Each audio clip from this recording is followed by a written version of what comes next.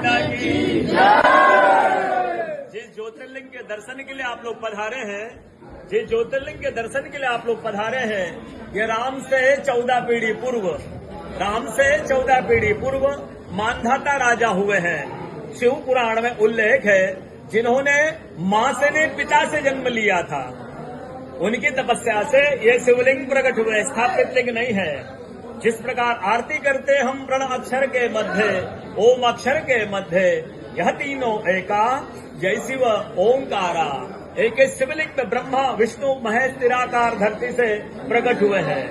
इसलिए अखंड दीप यहाँ जो जल रहा प्राचीन समय से, एक ही दीपक में 3 बातियां लगातार जल रही है, ब्रह्मा विष्णु महेश की। इस पहाड़ी के ऊपर 7 किलोमीटर का परिक्रमा मार्ग है, वो भी ओम आकृति में है।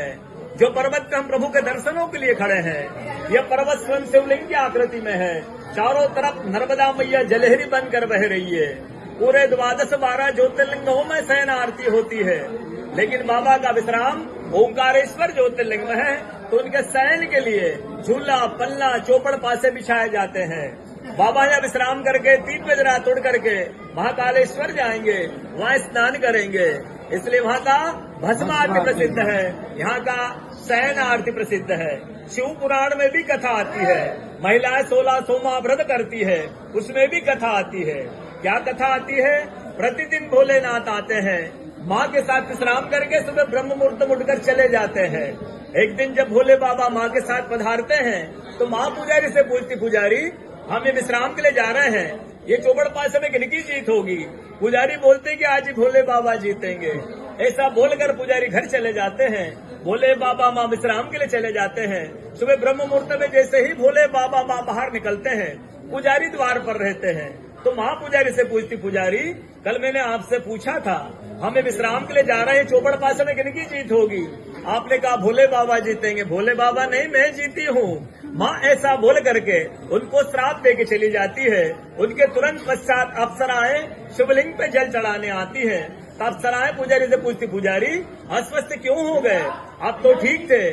फिर पुजारी बताते हैं, प्रतिदिन भोले बाबा माँ के साथ विश्राम करके चले जाते थे। कल भोले बाबा माँ के साथ पधारे, माँ ने मुझसे पूछ लिया, पुजारी हमें विश्राम के लिए जा रहे हैं, ये चौबड़ पासे में किनकी जीत होगी? मैंने कहा भोले बाबा जीतेंगे। भोले बाबा नहीं, माँ जीत गई, माँ मुझे श्राप दे के चली गई। अप्सराएं बोलती, चिंता न करो, हम अंदर जाते हैं, अंदर जाकर शिवलिंग की पूजा करके आते हैं, फिर इसका उपाय बताएंगे।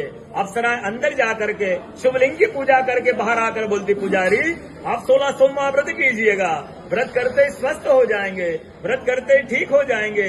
ये वो कथा का दर्शन ओंकारेश्वर ज्योतिर्लिंग में प्रतिदिन होता है। बोलो ओंकारेश्वर भगवान की। पूरे 12 ज्योतिर्लिंग में ओंकारेश्वर ही ऐसा ज्योतिर्लिंग है जिसके दर्शन के पश्चात कोई महानदी का दर्शन होता है, जिसके तट को छूकर कोई महानदी बह रही है। आप काशी जाएंगे, गंगा जी दूर है। आप उज्जैन जाएंगे, क्षिप्रा जी दूर है। आप सोमनाथ जाएंगे, समुद्र है। लेकिन ओंकारेश्वर ही ऐसा ज्योतिर्लिंग है जिसके दर्शन के पश्चात कोई महानदी का दर्शन होता है। वो महानदी है रुद्रदेहाज विद्महे मेघलकन्याज धीमहि तन्नो नर्मदा प्रचोदयात्। भगवान शंकर की देह से पसीने के बूंद से निकली है मां नर्मदा। भारतवर्ष में जितनी नदियां हैं, सब उत्तर दक्षिण दक्षिण उत्तर की ओर बहती है, लेकिन मां नर्मदा उदय से अस्त की ओर बहती है, पूर्व से पश्चिम की ओर बहती है। सब नदियों में नर्मदा ही नदी ऐसी नदी है जिसका जितना कंकर है सब शंकर है। नर्मदा पुराण में ये भी कहा गया है कि नर्मदा जल के स्पर्श होने जो शिवलिंग निकलते हैं, उनको डायरेक्ट पूजा कीजिए, उनको प्रतिष्ठा की आवश्यकता नहीं है। नर्मदा जल स्पर्श होने से वो स्वयं प्रतिष्ठित हो जाते हैं। जब अयोध्या में रामलला जी की स्थापना की गई थी, जब 2.5 फीट का नर्मदा का शिवलिंग ओंकारेश्वर से ले जा करके अयोध्या में रामलला जी के साथ स्थापित किया गया है। पुराणों में कहा गया है, रेवात डे तपम कुरियात मोक्षदायिनी गंगा। कलयुग में आपको तप करना है तो नर्मदा किनारे जाइए, कलयुग में आपको मोक्ष चाहिए तो गंगा किनारे जाइए। रेवात डे तपम कुरियात मोक्षदायिनी गंगा। कलयुग में एक तपस्वी संत का अनुभव बताता हूँ मैं आपको, जिन्होंने नर्मदा किनारे वर्षों तक नर्मदा का तप किया। तब का समय देखते हैं, सुबह सुबह 3 से 4 बजे ब्रह्म मुहूर्त में कोई माई आती है, वो नर्मदा स्नान करके लौट जाती है। संत को जिज्ञासा हुआ, इस माई को मैं बरसों से देख रहा हूँ, नर्मदा स्नान करके लौट जाती है, कल मैं माई से पूछूंगा। वो माई 3 से 4 बजे ब्रह्म मुहूर्त में नर्मदा स्नान करके लौट रही थी। संत ने देखा माई जा रही है नर्मदा स्नान करके। संत दौड़ते गए माई के पास, साष्टांग दंडवत प्रणाम किया माई को।